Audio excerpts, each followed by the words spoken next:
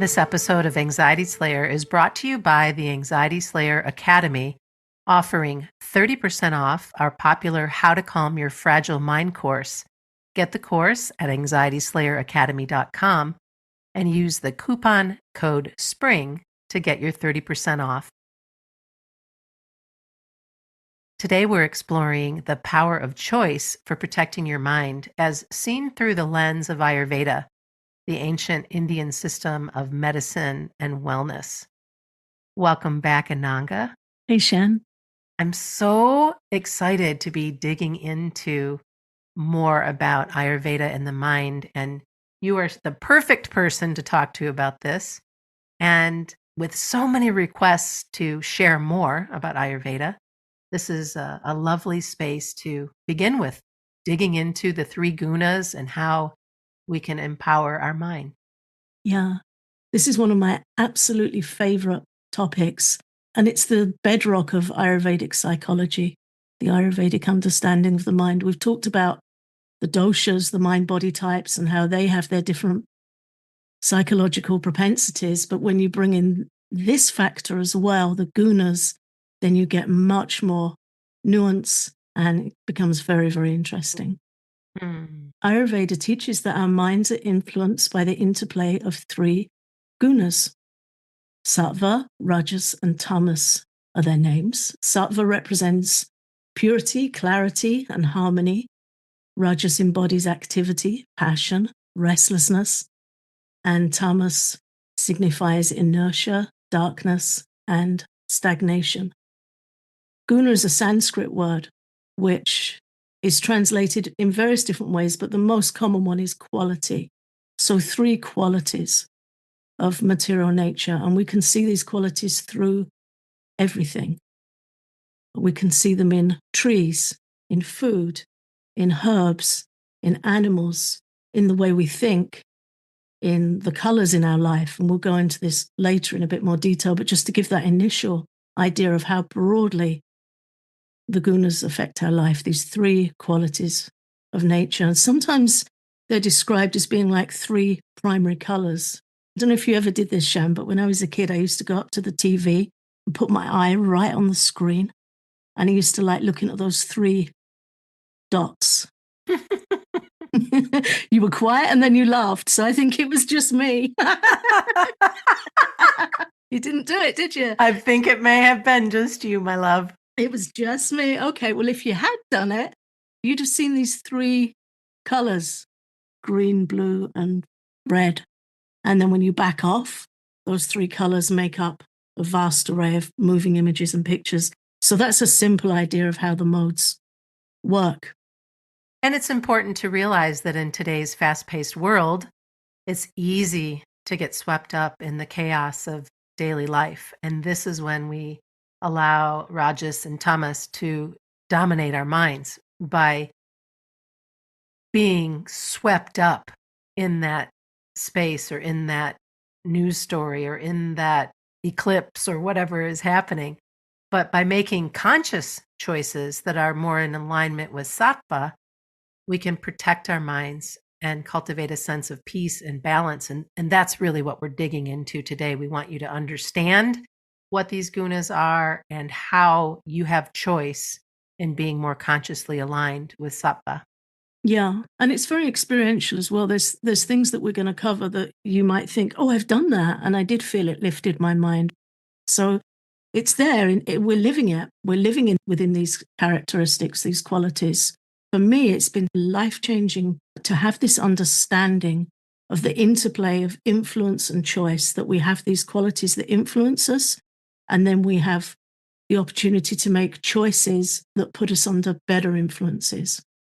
So there's always that proactive opportunity for us to understand and think, oh, okay, if I choose this over this, I'm going to feel better. I'm going to feel calmer. I'm going to feel brighter.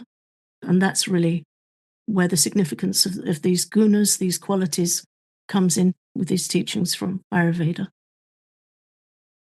Let's dive into how we can harness the power of choice to protect our minds from an Ayurvedic perspective. There are three key principles that I think are going to be most helpful. So primarily, Ayurveda emphasizes the importance of nurturing sattva. So this is the guna, the quality of harmony. It brings clarity to our mind. It brings a sense of knowing what we need to do. One of my teachers once said, if you want to know how much sattva's in your mind, and it is like that, we can be mixed. We can have mainly tamas and a bit of rajas and a bit of sattva, or we might be mainly sattvic in the mind, and then the other two are coming in their proportions as well. If you go back to thinking about the primary colors and the mixing, it can all be mixed. But we're aiming for as much peace and clarity, which is under the domain of sattva, in our mind as possible. So one of my teachers once said, if you want to know how much sattva's in your mind, see how clear your thinking is. See how clear you're about making a decision and not needing validation or confirmation from others, but you just know it's the right thing to do for you. Then you know that you've got sattva in your mind. So it brings peace, it brings clarity, it helps us make good choices, which bring more peace and more clarity and more good choices because it's supportive of that positive development. So that can mean starting your day peacefully with some meditation, choosing nourishing foods. Sattvic foods are fresh, colorful, don't involve harming others, plant-based, grains, good, clean, healthy eating, nourishing foods that support your body and mind. And a very simple sattvic way to start your day is to shower. And you can feel the change that makes on your mind. When we go to sleep, we're under the influence of the lower qualities, the tamasic qualities. And when we wake up and get in a shower, that brings clarity and freshness to our mind and body. So that's a really simple way. It made me think too that while you were talking about sattva, that it's also that clarity of mind is also about trusting yourself. When you trust yourself and your knowing is sattva. Yeah, it's like a peaceful congruency. Mm-hmm. It's not egotistical. It's the healthiest self-esteem. You just know what serves you well. Yeah, that's a really good point. And then moving into rajas, the guna of activity and restlessness. Boy, that's something I can identify with when I'm out of balance. Because of my nature, I can get very impatient and very restless when I haven't taken the time to be in that sattvic place, when I haven't started my day with the spaciousness that I require, when I have put myself in situations by choice that make me feel like I'm want to be anywhere other than in my body. It's not that all of rajas is negative. It's not. We need some level of activity to grow and be productive. But excessive busyness can really stress you out and bring on burnout. And that restlessness is really what I was speaking to just a couple of seconds earlier, is that, oh, wait a minute, I don't have to continue to be busy and do all day long. I can create more spaciousness so that I don't burn out, so that I'm not stressed. Why am I taking on all of this? And then again, that leads to boundary setting, doesn't it? By consciously choosing to slow down, to prioritize and say, oh, okay, you know what? The reason why I'm feeling so impatient and restless right now is I didn't prioritize self-care this morning. And I know how important that is to start my day. I'm going to course correct. I'm going to make a better choice tomorrow that supports me so that I can be in more harmony and balance and have some stillness and protect my mind from that negative effect of rajas. Yeah, and how to pull up into the more peaceful and the higher quality. We can still get things done in sattva guna. We can still do what we need to do. We just do it in a steady, peaceful way. We're not over striving. We're not burning out. We're not overly ambitious or self-serving, which is where rajas really falls into. It becomes overly self-occupied. It wants acclaim. It wants recognition. It gets very frustrated if things don't go its way. And it leads to misery because we don't feel satisfied. we feel frustrated, and we tend to behave rashly, which just gets us in more trouble. And then we must also be vigilant against the influence of tamas, the guna of inertia and darkness.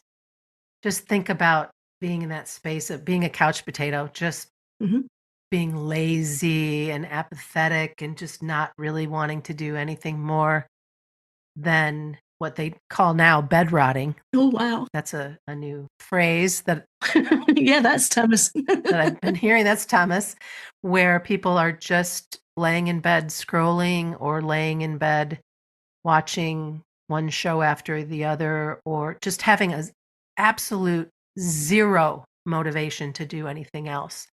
And I've been there. I've had those days where I just want to be in that space of checked out, being checked out. But we get into trouble when it becomes one day to the next, to the next, to the next. And unfortunately, that can be the case for many people who are sort of stuck in that inertia and don't know how to counteract it. And that's a really great way of describing it, because we do get stuck in that heavy. Yeah, like quicksand. Yeah. Sucked right in and not knowing how to get out. It is very sticky. So that's where we talk about being under the influence, is that guna, that quality, has its impact on us and on our mind. And that sometimes we simply can't make a good choice because we're under the influence of that quality of nature. Mm. And there's different things that really lock us into it, like inertia. It's just sleeping way more than we need and being under that influence, and then not getting up and moving, putting on clean clothes, bathing, doing the light and bright things that we know are healthy, eating stale food, leftovers, old food, not eating fresh, vital, clean foods. Mm. There's so many things that come under the category of tamaguna that really can sneak in on us. And it's something to be vigilant about, because it can make us feel very low, very mentally unbalanced, very unhappy. But there are things we can do. There are, and there are simple things too, that if you are really, really stuck, and I know a number of our listeners have been there, and I've had family members who have been there, and it's just an invitation to get outside for 5 minutes, even if you have to time it. And if you can, to be barefoot on the ground, taking deep breaths, to just kind of break the pattern. Yeah, get in the light. Yeah, get in the light. And then from there, you can start making additional choices to uplift and energize, whether that be exercise or additional time outside in nature, or seeking out activities that get you out of the house and inspire you and invigorate you. And it doesn't have to be something that costs a lot of money. It doesn't have to be very far away. It doesn't have to be all of these grand plans and gestures. It just needs to get you moving in the direction of something that brings you joy and something that nourishes your body, mind, and spirit. Another really important point to mention with these qualities of nature is that they're quite contagious. Which goes both ways. So if you're around somebody that wants to draw the curtains, sit in the dark, eat yesterday's pizza, watch something violent, you will feel that come into your energy and into your mind. And if you spend time with somebody that loves nature, they're very positive, they're very grateful, they make beautiful fruit salads and eat them with gratitude, and they want to talk about volunteering, good things for others, spiritual practices, meditation. They're going to lift you up. Yeah. That's going to lift you up. So it's very easy for our minds to get influenced by others around us and by our environment, because these qualities come into everything in our life if we know just to watch out. And as we've often shared, it's a really helpful thing when working with these kinds of influences on our mind to throw yourself to the end of the day and say, what will I be glad I did? What will I feel better for when I get into bed tonight? Yes. And if it's, taking a walk, meeting an upbeat friend, reading something beautiful that's been by your chair for weeks, taking a shower, whatever it is, get that in the day. And then you know when you go to bed that night, you've done something to lift your mind up into a better energy. And it gives you momentum to continue doing it because you've done the good things and you're acknowledging your progress. Mm. And every single choice you make has the power to shape your mental landscape Yeah. and help you cultivate greater peace, clarity, and well being. This episode of Anxiety Slayer is sponsored by BetterHelp. How is your social battery right now? Are you feeling energetic or maybe ready to recharge? Sometimes people pleasing can make you feel worn out due to a lack of boundaries, or maybe you've been a bit more solitary during the winter months. It can be easy to ignore our social battery and spread ourselves super thin, especially with social gatherings picking up after the wintertime. What's the right amount of socializing for you? And how do you recharge?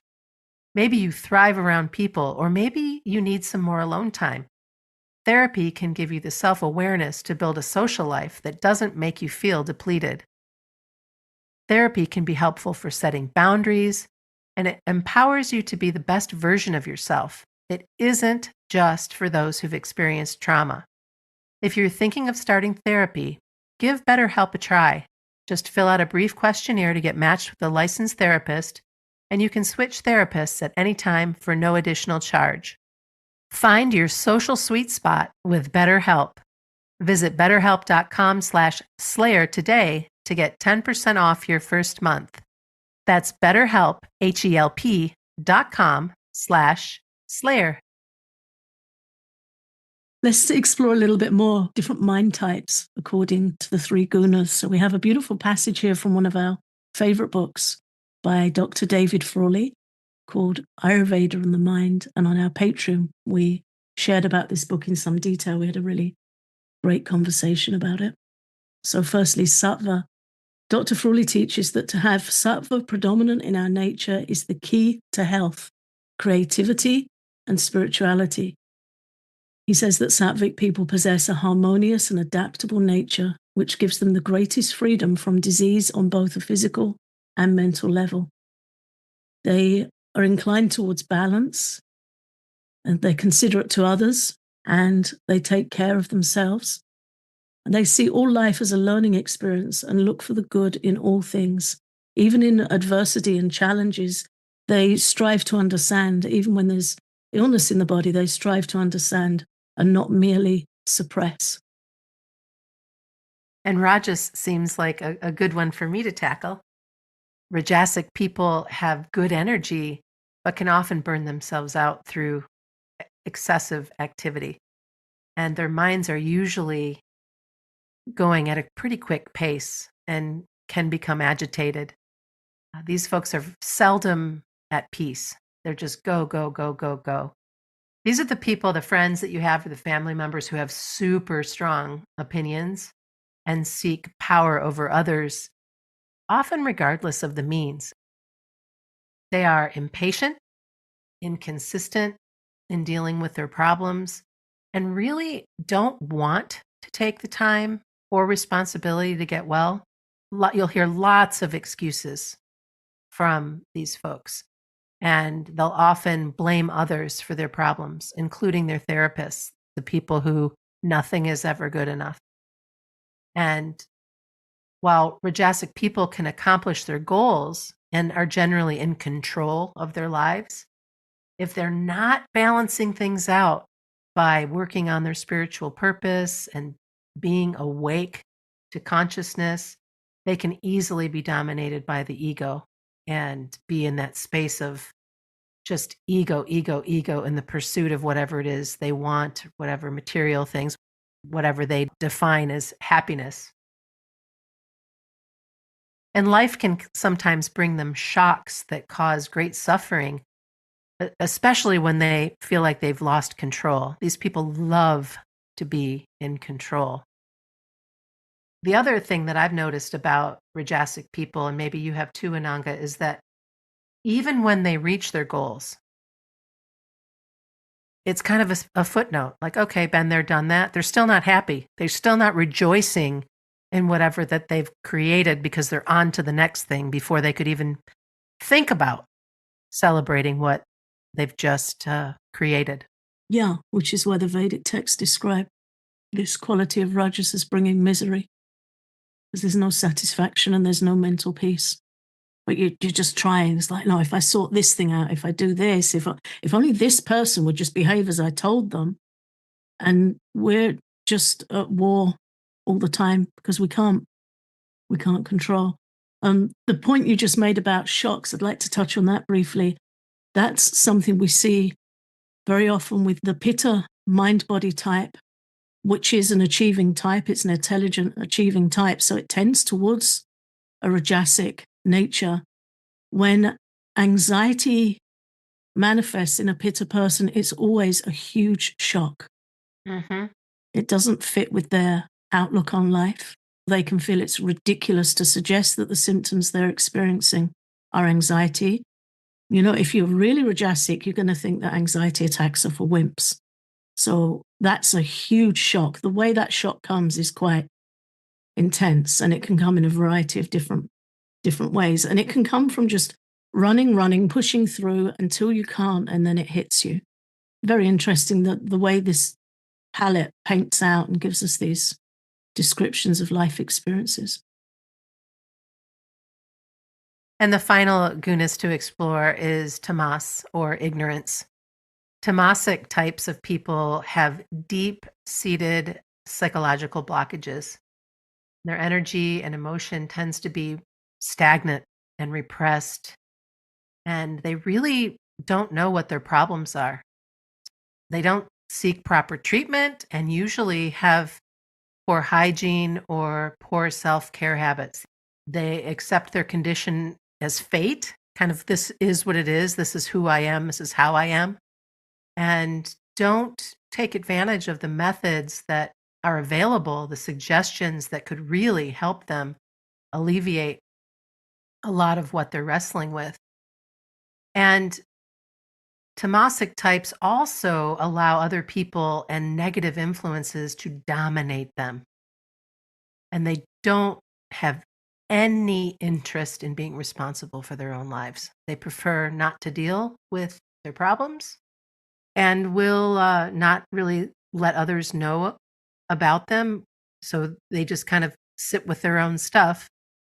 And then this only allows the problems to get even worse. Yeah, it's quite a downward spiral. So again, for this section of the episode, credit goes to Dr. David Frawley in his excellent book, Ayurveda and the Mind. He spelled out how these states can impact us. So Ayurveda teaches how we can have a healthy and peaceful mind by making choices that bring us up to the quality of sattva, the quality that's described as the mode of goodness. And you know, when we just talked about tamagun, that's really is the extreme representation of that state. We can all experience tamagun creeping in different ways in our life, and if we know it and know the feel of it and the look of it, then we can address it. So that's really what these teachings are about: being able to make choices that bring us up to a more peaceful and brighter state of mind. And these choices come from all areas of our life: our diet, our environment, our interactions with others, the colors we wear and we have in our homes, our level of compassion, our habits, our mental self-care or lack of it, the way we exercise. Everything we eat, say, and do can be characterized by the gunas. And once we know this, we have the opportunity to learn more about sattvic eating and habits, the way we conduct ourselves, the choices we make to help lift our mind to more peace and clarity. The gunas affect the mindset of the three dosha types in different ways as well, which I find fascinating. And sattva influences the most positive aspects of each balanced dosha, while tamas brings out the worst character traits of the doshas. And then rajas emphasizes mental activity, and it needs taming and lifting up to sattva for us to feel happiness or peace.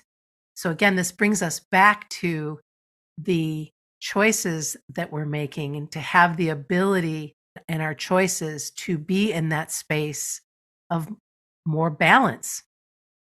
Yeah. And it's a dance. It's a dance. It's not a, okay, I'm there. It is. And it always will be. Because they're changing all the time. We'll experience them differently on different days as well. So it's always a dance with our mind body type and these qualities of nature. David Frawley describes it as, you don't jump in a boat and expect it's just going to go where you want it to take you. You have to constantly adjust your sails to the weather, to the sea, to your mind. So many things. You keep your eyes on the prize and you adjust your sails. And that's just how it is. And if we don't like it, we've got tamagun in our mind. And if we feel like, okay, well, I can learn to do that, I'm open, we've got more sattva gun in our mind. We're open to the change and doing the work for the greater good, because we always look for the greater good. Before we wrap up today, Ananga, would you share an example of how the doshas and gunas work together to kind of reveal our psychological nature? Let's take the Vata mind-body type, which we talk about so much because it's the one most likely to experience anxiety. When Vata mixes with Rajas, with the mode of passion, the mind gets stirred up and overstimulated and unsettled, and it's more likely to experience anxiety. When we can lift the Vata mind up to Sattva Guna, you're going to see a combination that brings wisdom, spiritual interest, humor, compassion, creativity. They're going to be able to really make the most of this doshic setup. They're also going to remember to eat and not skip meals. When it goes the other way into tamas, then you can have that beautiful creative Vata energy goes a bit to the dark side. So then you could have an artist that stays up all night, forgets to eat, keeps the curtains drawn, keeps out of the light, and they're just not having healthy habits, mental care. That's how it can go in that direction. Vata are more harmful to themselves than to others when they go to the lower modes. Pitta, however, is really fascinating. Pitta, in the mode of goodness, you could have a beautiful teacher, kind, with a bright mind, compassionate, can really impart some good wisdom and good teachings to you. When they go a bit more rajasic, in the middle energy, more passionate, you're going to see some sarcasm come in, some expectation, some pressure, a bit sharp. When Pitta goes to the dark side, because it's got intelligence, you could see somebody manifest that's of danger to others, from somebody on the road that's just a really angry, out of control driver, to a genius criminal, because they've got the intelligence to put their darkness to use, the worst use. It makes me think of Putin. Okay, yeah, it makes me think of a show I've never watched, but is it Dexter? There's some show with yes, guy, and he's like so clever and so dark. I've never seen it. Yes, I have seen it, and he is a serial killer, Mm-hmm. and he only kills really, really bad people. Okay. But that's exactly what we're talking about here. Is like somehow it's going to be okay. It's okay because he's only taking out bad people, and no one's going to catch him, right? Yeah, Dexter's a perfect example of this. Okay. And then Kapha. Kapha in the Sattva Gun has a beautiful service attitude. They're loving, they're loyal, they like to cook for others, they like to support others, they like to serve others, they've got physical stamina, reliable, dependable, kind, good heart. And when Kapha goes in the mode of ignorance, they're going to cook and they're going to eat it all. They're going to overeat, they're going to oversleep, they're going to serve themselves, and they're going to start to become less kind. It affects the mind in that way. It overshadows the mind in that way.